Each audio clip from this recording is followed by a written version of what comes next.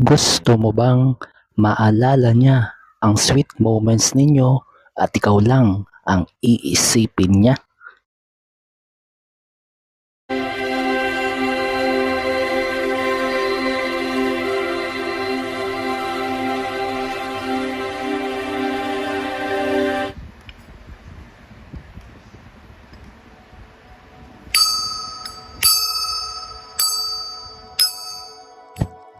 Bago ko po simulan ang session na ito, mag-subscribe na po kayo. Malaking tulong po ito sa ating channel.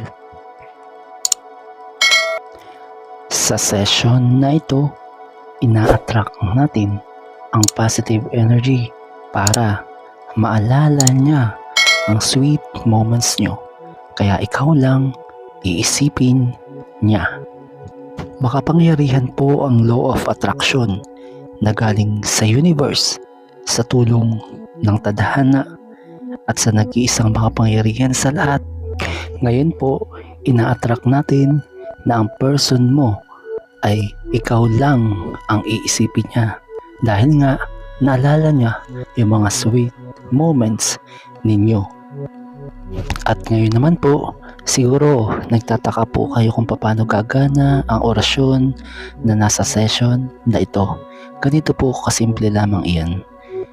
Habang tumutugtog po ang music o musika sa video na ito, ay hilingin mo po o isipin mo o kaya naman bigkasin mo, lumabas sa bibig mo na ang person mo ay ikaw lang ang iisipin niya at maalala niya yung mga sweet moments ninyo. At idagdag ko pa po, sa tuwing kayo po ay humihiling sa session na ito, sa orasyon na ito na nasa musika, wag po kayong magsasabi ng salitang sana o kaya wag niyo pong iisipin na sana ganito, sana ganyan. Napaka-negatibo po niyon. Sa halip na mangyayari po yung iyong ina-attract na positibong enerhiya ay mas negative po ang papasok. Kaya ganito po ang inyong gawin. Habang humihiling o pagkatapos ninyong hilingin na ang person mo ay maging ikaw lamang ang iniisip niya at maalala niya ang mga sweet moments nyo, pagkatapos po nang sabihin mo po, I claim it 3 beses, I claim it, matutupad. Pagkatapos po ng pagsusulat ko sa video ito ay kasunod naman ang pagbabasa ng tarot card. Sila po ay nagdaragdag ng positibong enerhiya positibong enerhiya para ma-attract pa natin na mangyari na maalala niya ang mga sweet moments ninyo at ikaw lang ang isipin ng person mo.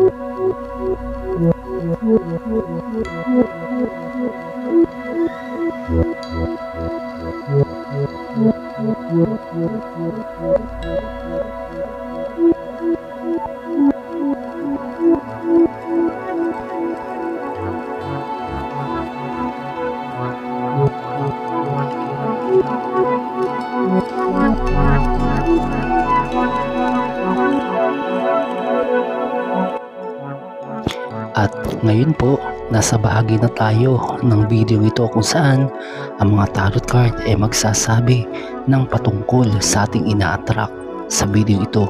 At yun nga ay ang maalala ng person mo, ang mga sweet moments ninyo at ikaw lang ang iisipin niya.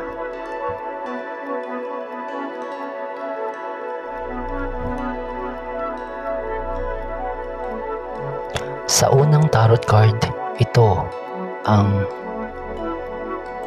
Wheel of Fortune.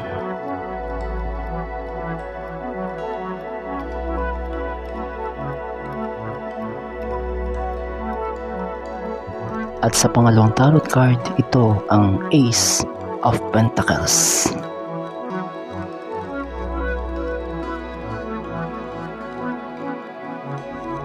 At sa pangatlong tarot card, ito ang Ten of Swords. Sinasabi po ng mga tarot card, nagugulong na ang Wheel of Fortune para sa iyo. Kung dati-rati ay talagang hirapang-hirapan ka na yung person mo ay napaka-ilap, napaka-lamig o kaya naman ay hindi na masyadong kagaya ng dati. Kumbaga, nagbago na. Ngayon, sinasabi ng tarot card, gugulong na ang Wheel of Fortune at magiging baliktad na ang lahat. Kung dati kulang siya sa sweet, kulang siya sa pagpaparamdam sa iyo, ngayon mangyayari na iyon dahil nga ina-attract natin na ang person mo ay maalala niya yung mga sweet moments ninyo, kaya laging ikaw lang ang papasok sa isipan niya na magre-resulta na mamimiss kanya. Sinasabi rin po sa pangalawang tarot card na ayun nga, darating na yung oras na yun na hinihintay mo at yung mga pain na sinasabi ng Ten of Pentacles ay mawawala na, mapapalitan na ng happiness. Yun po ang sinasabi ng mga tarot card natin.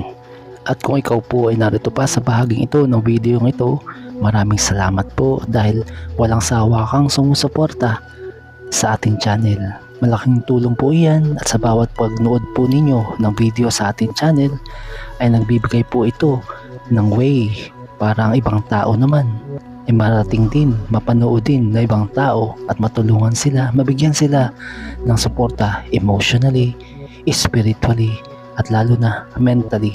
Dito po ina-attract natin, ulitin ko, dito po ina-attract natin ang positibong enerhiya nang sa gayon ang ating mga kahilingan ay matupad sa tulong ng universe, ng tadhana at ng makapangyarihang nasa itaas. Maraming salamat po sa inyong lahat. Walang sawa po kayong sumuporta sa ating channel. God bless po.